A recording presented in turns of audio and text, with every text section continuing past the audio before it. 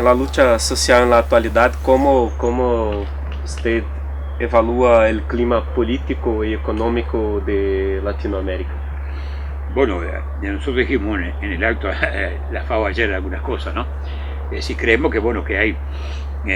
una cantidad de movilizaciones populares que produjeron su subjetividad importante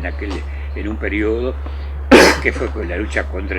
después del periodo de las dictaduras que recién mencionábamos, después de aplicar inicios de liberalismo crudo y los levantamientos populares, todo eso trajeron, no trajeron ellos directamente, y fue un caldo de cultivo para quienes esperaban o querían hacer una reposición política con sus partidos y su concesión de carácter reformista al nuevo contexto y canalizar todo eso. Es cierto, fue canalizado todas esas inquietudes, pero no fue que la gente quería ir para ahí. De alguna manera la propuesta que se presentó de parte del partido llamado progresista, e inicialmente hicieron algunas de las cosas que se esperaban en pequeño, sin tocar la estructura del sistema, prácticamente, es decir, pequeñas mejoras sociales, porque era el sustento que tenían para mantenerse en el gobierno, ¿no? Rápidamente, ese tipo de cosas, en un momento que hubo un contexto favorable de carácter internacional, especialmente en lo económico, que acá se llamó viento de cola y en muchos lugares de América Latina, es decir, hubo buen intercambio, mucha venta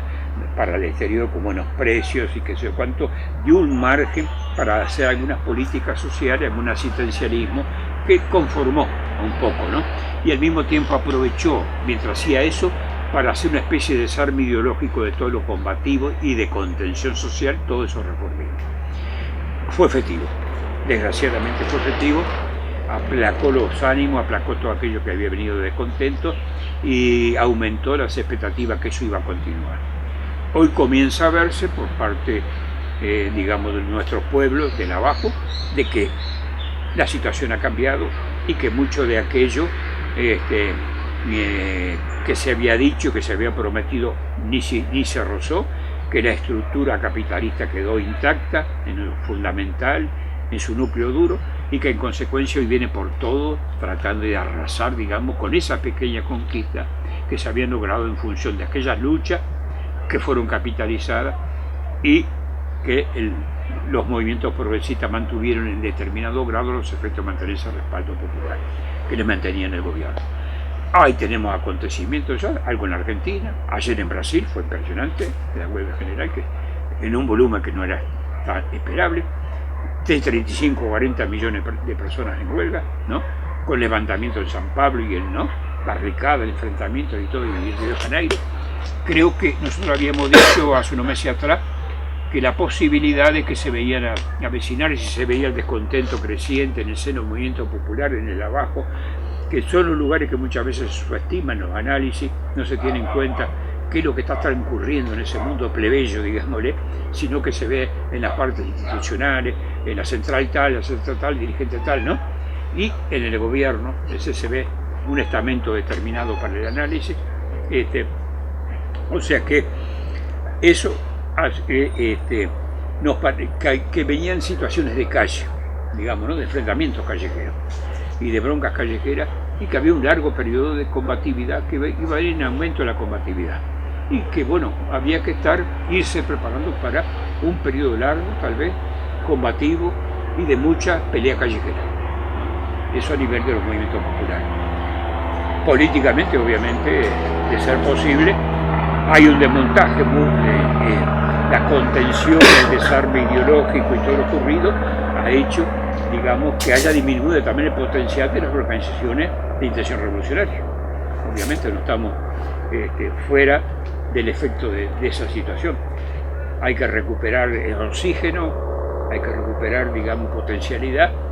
y hay que procurar insertarse en las calles, en el combate que van viniendo de los pueblos descontentos, digamos, y que procuran de alguna manera recuperar espacio,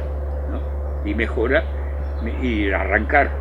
nuevamente mejora y hacerse respetar, digamos, por vía justamente de algo que es implacable, que está viendo con toda crueldad, que es una derecha, digamos, que quiere arrasar.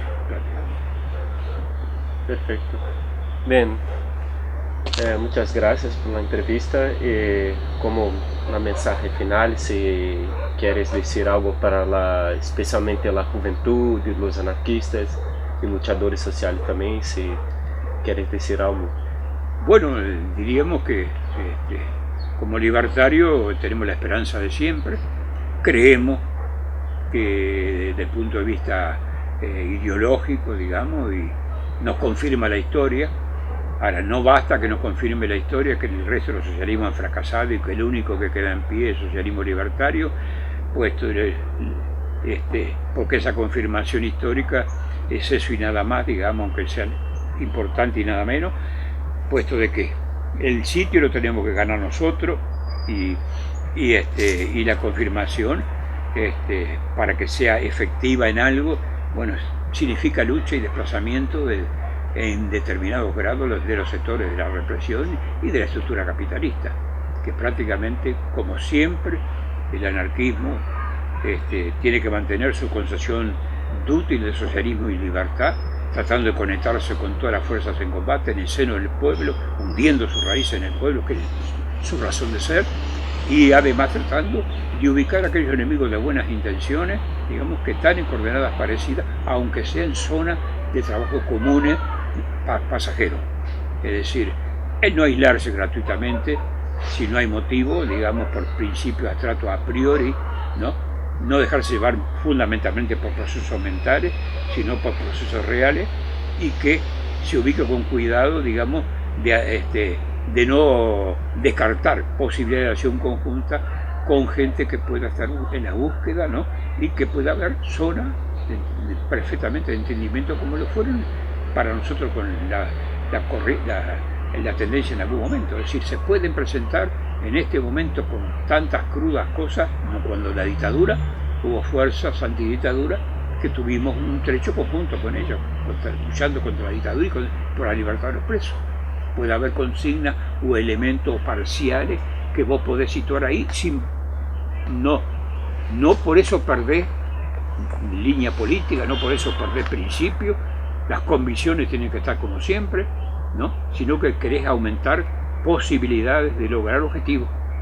Y desde ese punto de vista, bueno, aunque sean objetivos parciales, si hay posibilidades de objetivos parciales, estar con gente que tiene las mejores intenciones y está en el mismo camino, pero que tienen otro lineamiento, otras tendencias, que no vas a encontrar claramente al Partido Comunista ahí seguramente, pero sí vas a encontrar gente más independiente, gente que tiene más cierta simpatía con esto, con aquello, con esto otro, como la gente de la teología lo tenía, y que están en determinadas zonas por la defensa de determinadas libertades, de derechos humanos, de libertad de presos. Bueno, sí, se trata de evitar un sectarismo inoperante, que nos aísle, y de aumentar y multiplicar con convicción y sin hacer dejación de ninguno de nuestros principios fundamentales finales, pero teniendo en cuenta que para llegar a ese final tenés que transitar un camino de acumulación y con el pueblo, y que sin el pueblo no hay cambio social posible. Perfecto. Y un abrazo fraterno para los compañeros, sí. y que nos vamos viendo. Sí, seguimos.